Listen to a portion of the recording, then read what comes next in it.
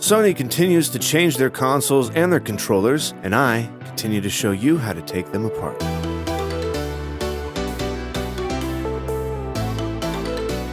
Let's get to it. To start, we're going to remove the 4 screws that are on the back of the PlayStation 4 controller. There are some differences in this controller compared to previous models, that's why I chose to do a video on it, and I will point those changes out as we take this thing apart.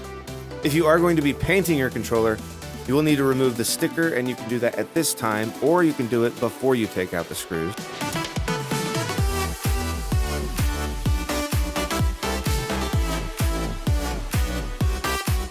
Once we've removed the 4 screws, we can then flip the controller back over, and we're going to pull apart the controller by grabbing a hold of it and working the 2 sections apart from each other. You can see down the middle of the controller is a point where the 2 shells connect. We can grab this and squeeze it, and it will pop open. If you do have some difficulty with it popping open, you can use a flat screwdriver, a small flat screwdriver. Be careful when pulling it apart because there is still a ribbon cable connecting the top part to the bottom part, as you can see here.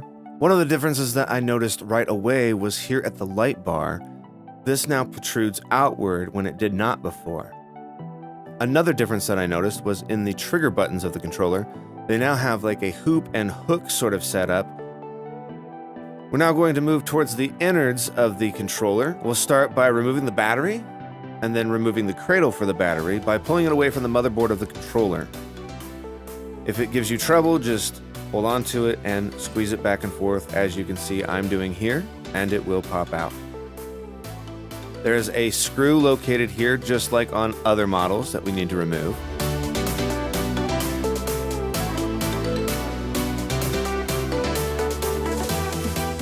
After removing the screw from the controller here, we can then move on to the ribbon cable up here and disconnect it the same way we have done in previous models. If you're new to this, you just grab a hold of it by the little tab it has and you pull upward. We can now take the innards of the controller and flip them outward from the shell. Feeding the ribbon cable through a small hole, we can now remove the touchpad from the controller. One of the changes that I have noticed is the touchpad now has a longer cradle on the inside of it, and if you're not planning on replacing your touchpad, this doesn't really matter to you, but to those who are replacing their touchpad, or that was your plan originally, you may be hindered somehow here. Moving on to the top of the controller, we can remove the button pads from this area. There are 3 total, 1 over the D-pad, 1 over the triangle, square, circle, and X buttons, and then 1 over the PlayStation button. Now moving back to the bottom part of the controller, we can remove this white piece, which is much like previous models again. We can now remove this clear piece from this area of the controller. And you can see there is a tab and a screw here. We're going to need to remove that screw.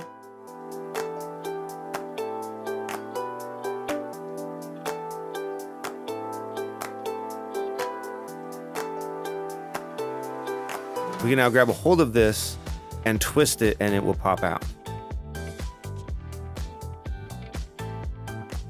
Yet another difference that I wanted to point out was there's this little section here that separates the right and left bumpers from the right and left triggers, which was previously a part of the shell. It is no longer a part of a shell and now connected to this piece of the chassis of the controller. Keep that in mind if you plan on painting your controller. Moving back to removing buttons, we can remove the trigger buttons by grabbing a hold of them in this area and then working them back and forth away from the controller. Yet another difference to add to the pile of differences in this controller compared to others is that the spring, which was previously secured very, very poorly, is now secured much, much better. Make sure that when you put your controller back together, the spring is actually located behind this tab right here. We can now remove the bumpers. Not much has changed in their design. You can just grab a hold of them and pull them out. Joystick removal is also quite effortless. You just grab a hold of them and pull them away from the controller.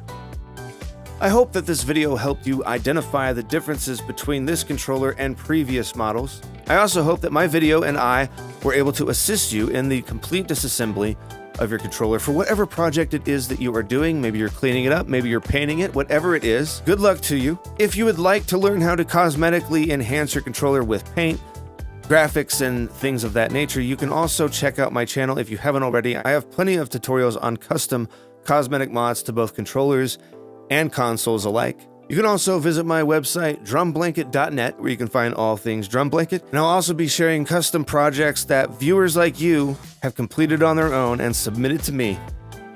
It makes me very proud to see people like you do what you're doing, and it makes me very, very happy to be able to help you do that. Thanks again so much for watching, and I will see you in the next video.